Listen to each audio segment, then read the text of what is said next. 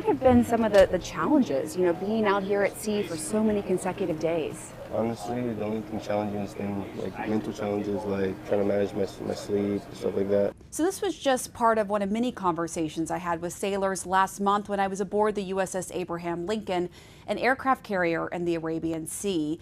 And it appears it just scratched the surface of the psychological toll of this deployment on this ship. U.S. officials told me that earlier this month, a sailor went overboard from the USS Abraham Lincoln. That sailor was rescued in about an hour and was medically evaluated and then was brought off the ship. But this incident is now added to a growing list of concerns about the crew during this extended deployment for the Iran war. The sailor jumped off wearing a life vest, I'm told, and the Navy is viewing this as a mental health incident. But it also emphasizes that man overboard incidents like that are not unique to this carrier. The carrier has been out at sea on this deployment since last November, months before the war began in February. The deployment was expected to end in May. Their return date is still unknown, and many sailors are missing those big life events back home. What kind of toll does that take on you personally? It's tough. I said I had my first kid born in February, so wow. Very excited to get home, meet her.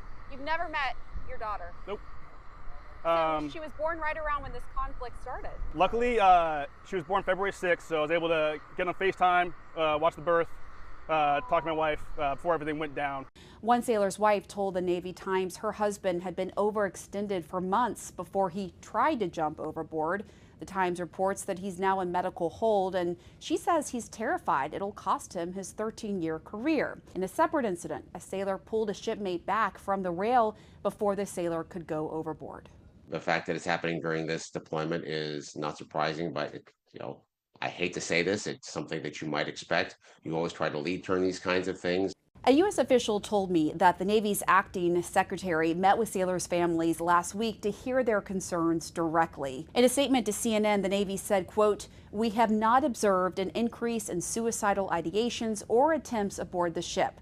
We take every service member's well-being seriously and have religious, medical, and mental health professionals available to assess and address concerns as they arise." The Navy says the carrier has access to counselors, chaplains, medical professionals, and even a therapy dog I met named Captain Fathom. With about 5,000 sailors and Marines on board, the USS Lincoln has set a record at sea with the most consecutive days without regular port visits. The experience is very different for the enlisted sailors versus the officers on board, and nearly 50% of those on board are mid-20s and younger. Senator Richard Blumenthal is one of several lawmakers demanding answers about conditions aboard this aircraft carrier.